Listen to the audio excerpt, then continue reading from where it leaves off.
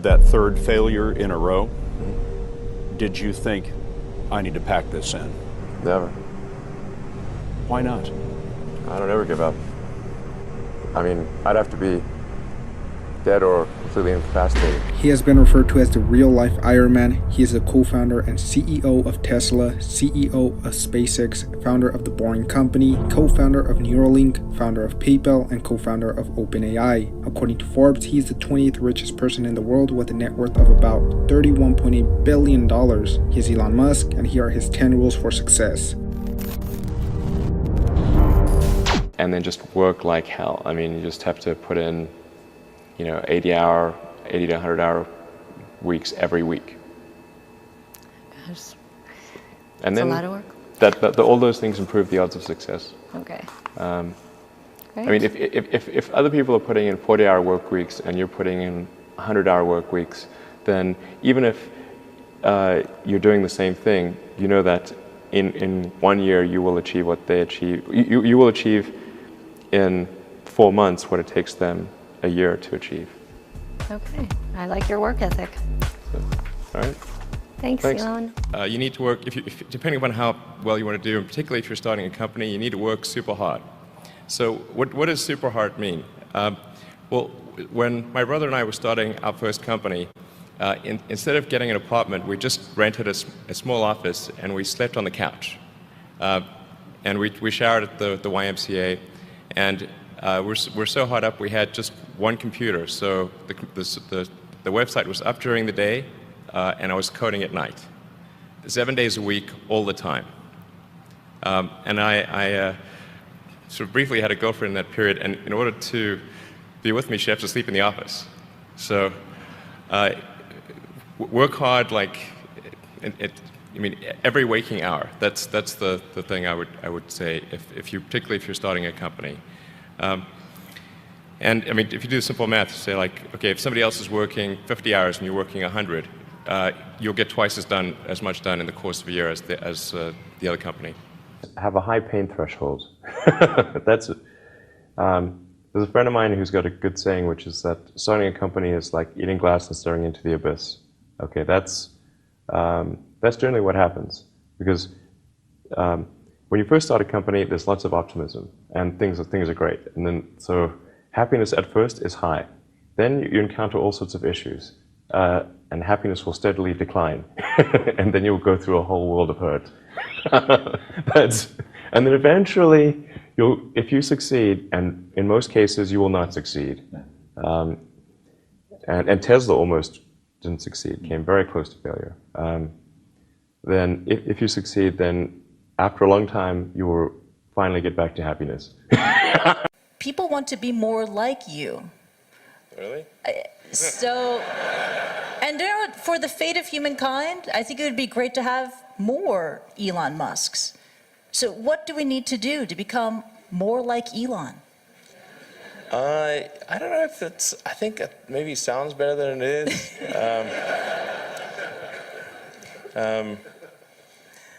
Yeah, I mean, honestly, like there's a friend of mine who's got a great saying about creating a company, which is trying to build a company and have it succeed is like eating glass and staring into the abyss. So, I mean, what tends to happen is it's sort of quite exciting for the first several months of starting a company. Yeah. And then reality sets in, things don't go as well as planned, customers aren't signing up, the technology or the product isn't working as well as you thought. Yeah. And then that can sometimes be compounded by a recession, and it can be very, very painful for several years. So I think, frankly, starting a company, I would advise people to have a high pain tolerance. Yeah. People do not think critically enough. I mean, critical thinking is a skill in short supply, where people take too many things they assume too many things to be true without sufficient basis in that belief. So it's very important that people closely analyze what is supposed to be true and try to build up try to say, let's analyze things from first principles, not by analogy or not by convention. If you assume things are true by convention, which is actually what most people do, then it's difficult to gain insight into how things can be bettered. So, in any argument or any sort of train of thinking, you want to make sure that the underlying premises are valid and applicable, and then in reaching a conclusion, that the conclusion you're reaching is necessarily driven by the underlying premises and the interconnection between those premises. That may seem like a really simple thing to say, but most people don't do that. So it's really the foundation of rational thought. If somebody is doing something that is useful to the rest of society, I think that's a good thing. Like, it doesn't have to change the world. Like, if you're doing something that has high value to people, and frankly, even if it's like just a little game, or some improvement in photo sharing or something, if it has a small amount of good for a large number of people, I think that's fine. Like, stuff doesn't need to be changed the world just to be good. People tend to overweight risk on a personal level. It's one thing if you've got, a mortgage to pay and kids to support, and that if you were to deviate from your job, how are you going to feed your family and pay the rent? And okay, that's understandable. But let's say you're young and you're just coming out of college or coming out of high school or whatever. What do you risk? You're not going to starve. I mean, right. It's really certainly not in any kind of modern economy. It's so easy to earn enough money just to live somewhere and eat food. You could,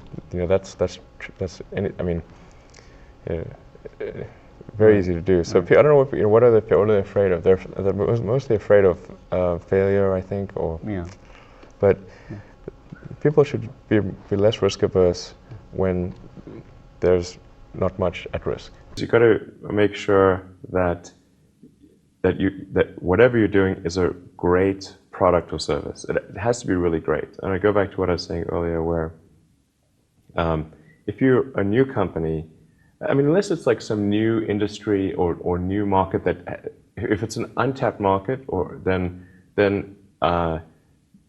you have more ability to.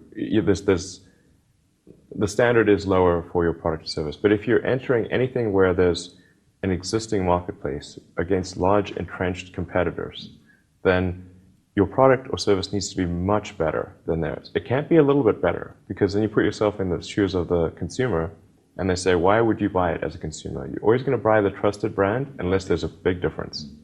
So a lot of times, entrepreneur will come up with something which is only slightly better. And it can't just be slightly better. It's got to be a lot better.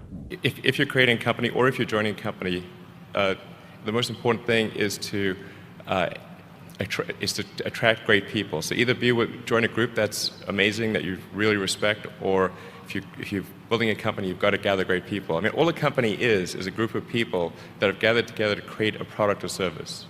And so depending upon how talented and hardworking that group is, and the degree to which they are focused cohesively in a good direction, that will determine the success of the company. So do everything you can to gather great people if you're creating a company. Constantly seek criticism. Yeah.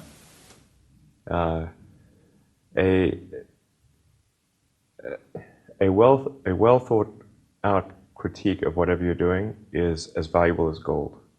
And you should seek that from everyone you can, but particularly your friends. Usually your friends know what's wrong, but they don't want to tell you because they don't want to hurt you. So lift you up, sort of your.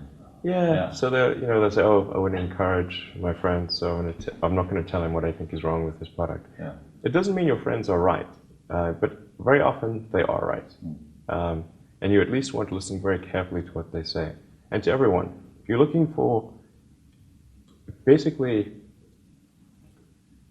you should take the approach that you're wrong. That you, the entrepreneur, are wrong. Your goal is to be less wrong. Don't just follow the trend. So you may have heard me say that it's good to think in terms of the physics approach of first principles, which is rather than reasoning by analogy, you boil things down to the most fundamental truths you can imagine, and you reason up from there. And this is a good way to figure out if something really makes sense or if it's just what everybody else is doing. It's hard to think that way. You can't think that way about everything. It takes a lot of effort. But if you're trying to do something new, it's the best way to think. And that framework was developed by physicists to figure out counterintuitive things like quantum mechanics. So it's really a powerful method. People who've been in the rocketry business for decades, who say about you that you don't know what you don't know. Well, I suppose that's true of anyone. How can anyone know what they don't know? But when critics say you can't do this, your answer to them is, we've done it. You know, there are American heroes who don't like this idea. Neil Armstrong, Gene Cernan have both testified against commercial spaceflight and the way that you're developing it, and I wonder what you think of that. I was very sad to see that, because those guys are, those guys are heroes of mine, so it's really tough. I wish they would come and visit and see the hardware that we're doing here.